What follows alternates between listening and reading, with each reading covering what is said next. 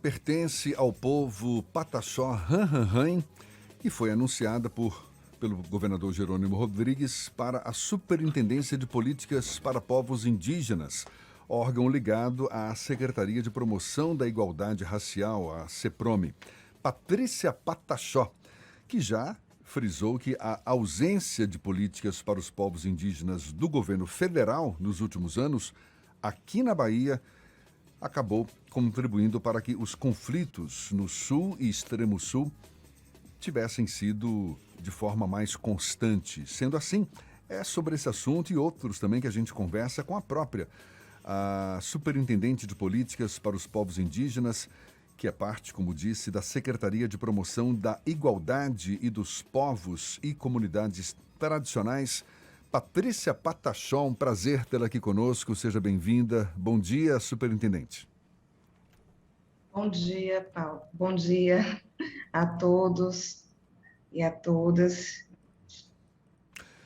A gente conversou recentemente, inclusive, com o secretário estadual da Justiça, aqui no Issa Bahia, sobre esse tema, que é um tema sensível, a gente sabe, recorrente, histórico, esse conflito no Sul, Extremo Sul, envolvendo fazendeiros, envolvendo indígenas. Qual a luz que a senhora vislumbra daqui para frente no sentido de minimizar a intensidade desses conflitos?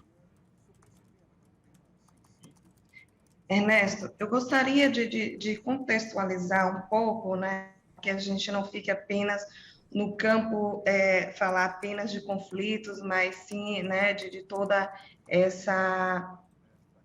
a criação da superintendência, realmente, como estão situados os povos indígenas da Bahia. Por favor, fique à vontade. Ernesto, com a criação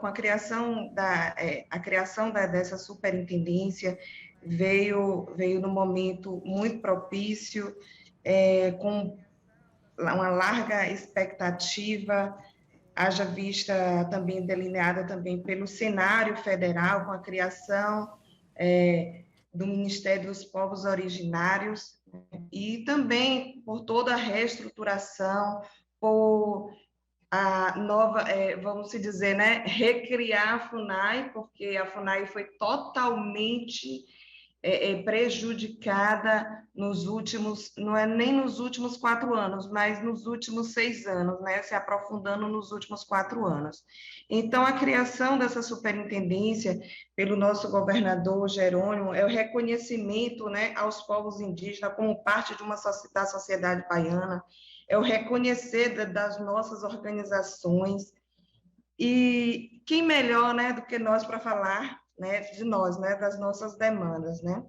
E essa superintendência, ela veio com um desenho, né, com 2 coordenações, uma coordenação específica para acompanhar as demandas fundiárias e uma coordenação de políticas públicas, porque não é apenas demarcar territórios, mas sim também formular, acompanhar, executar essas políticas públicas nesses territórios também. E Certamente. assim, e ela tem como missão, né, essa formulação de política, coordenar, acompanhar essa execução, aprofundar, de fato, as políticas públicas para que cheguem nos nossos territórios, nos territórios dos povos indígenas na Bahia. E a gente traz uma larga, clara expectativa com o Ministério dos Povos Originários, que tem à frente a ministra Sônia Guajajara, que tem uma larga experiência e sempre esteve à frente do movimento indígena, lutando, né, em prol dos povos indígenas do Brasil, né? E muito especificamente, né, na articulação dos povos indígenas do Brasil na APIB. Então, ela nos dá, o governo federal, ele nos dá uma esperança muito grande, né, e traz a Joênia também, a deputada Joênia Wapichana, que teve uma luta muito grande na demarcação do território Raposa Serra do Sol, né, ela vista a primeira indígena subir para fazer a sustentação oral no plenário, né, do STF. Então, Joênia vem com os desafios, claro, a gente sabe que os desafios são muito grandes, porque são 4 anos de retrocessos, são 4 anos de desmantelo das políticas públicas, são processos que ficaram paralisados no âmbito do governo federal, os processos demarcatórios. E com a Bahia não é diferente, né? Então, a gente vem aí com todo essas demandas, né? E essas demandas que é os processos demarcatórios, boa parte deles estão no âmbito administrativo, paralisados, e essa paralisação desses processos administrativos desencadeia, ela traz uma inquietação, uma inquietude, e de fato, né, ele acaba desencadeando esse conflito e fomentando esse. E a gente, o extremo sul, né, e aí você vem especificamente com você falou o sul, né, e a gente tem um processo no sul muito parecido, a mesma fase do processo do extremo sul. A gente tem ao sul, nós temos ali os tupinambás, né, de Olivença, tá com o processo paralisado também, pendente de portaria declaratória. Essa portaria declaratória, que antes era, né, publicada pelo Ministério da Justiça, mas hoje é atribuição do Ministério dos Povos Originários. Então, a nossa ministra Sônia Guajajara, ela vem aí com um desafio muito grande, né, de tocar todos esses processos que estão paralisados, que ficou paralisado, né, na mão do ministro aí, Sérgio Moro, né, por muito tempo. Então, são processos que vêm se arrastando e muito triste, porque isso desencadeia realmente um conflito. Ele tensiona ambos os lados, né, porque, de um lado, existe os indígenas, do outro lado, nós tem, né, claro, aqueles produtores, né. Patrícia, Você... Oi. a criação dessa Superintendência de Políticas para os Povos Indígenas, certamente é vista como um avanço na adoção dessas políticas, mas como é que vai se dar o diálogo com essas comunidades, com as lideranças indígenas? Eu quero até pegar carona na pergunta de um ouvinte nosso, o Felipe Fernandes, que ele disse que, na visão da superintendência, qual a especificidade desses povos indígenas da Bahia? Ou seja, como essas especificidades contribuem tanto para a intensificação dos conflitos, como também para a solução desses conflitos? Ou seja, como é que deve se dar o diálogo com essas lideranças, levando em conta as diversas especificidades dos povos indígenas? Ernesto, esse diálogo já é promovido, esse diálogo com as lideranças e o Estado da Bahia, ele já é promovido, institucionalizado desde 2007, com a criação da Coordenação de Políticas para os Povos Indígenas da Bahia, né, que tínhamos à frente Gerry Matalauê, que é do povo Pataxó, que fez um belíssimo trabalho à frente desta coordenação, ou seja, obedecendo, né, a OIT, a 169, ou seja, nós, né, temos o Estado, ele ouve os povos indígenas através das suas lideranças, através das suas comunidades, claro, ali respeitando suas organizações e suas tradições. Ou seja, eu não tenho a mesma realidade, né, do povo que está ao norte ou ao oeste, até porque as demandas do norte e oeste muitas vezes são muito diferentes.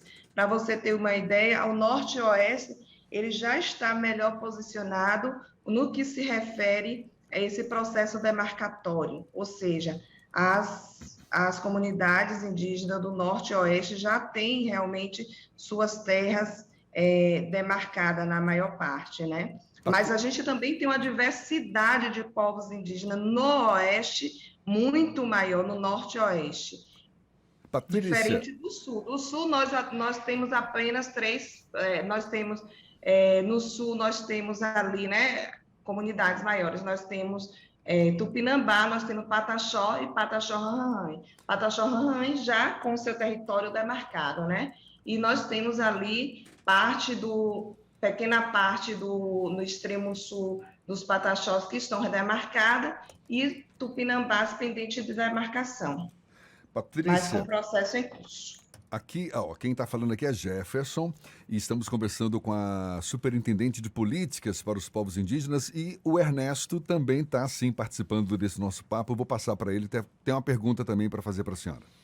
Bom dia, Patrícia. Bom dia, Ernesto. Você estava explicando para nós aqui bem a diversidade aqui dos nossos povos indígenas aqui na Bahia. E as demandas, é claro, elas são diferentes. Talvez o traço comum em relação aos Yanomami e outras nações indígenas da região norte seja a violência, né, que está em toda parte. Mas em relação às demandas especificamente, a gente está muito chocado com o que viu, a desassistência aos Yanomami. Essa desassistência, ela acontece em algum nível aqui? Especificamente, eu queria te perguntar sobre a segurança alimentar nas comunidades indígenas, sobre a educação indígena e sobre a assistência à saúde, especificamente ainda em relação ao acesso a vacinas e ao enfrentamento da pandemia. Como é que isso se deu aqui? Sim, Ernesto. Jefferson, de fato, né, essa é chocante o caso Yanomami, né? Claro que chega em outros territórios de uma escalada. Na Bahia nós temos uma escalada aí menor, né? Mas, por exemplo, a vulnerabilidade alimentar, esses conflitos, eles acabam, né, promovendo, né, aprofundando essa vulnerabilidade alimentar.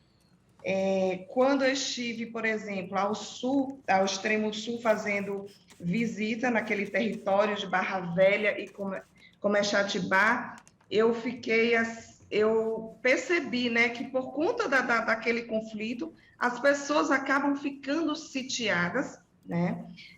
Ou seja, com medo de represália, da violência em si, e acaba ficando sem poder se deslocar, sem poder produzir também, e isso vai aprofundando realmente esse grau dessa vulnerabilidade alimentar. Sem falar, né, que havia outras políticas também em governos passados aí, né, políticas públicas que realmente ele minimizava essa questão dessa vulnerabilidade alimentar. Então, a gente lidava muito melhor com isso, né?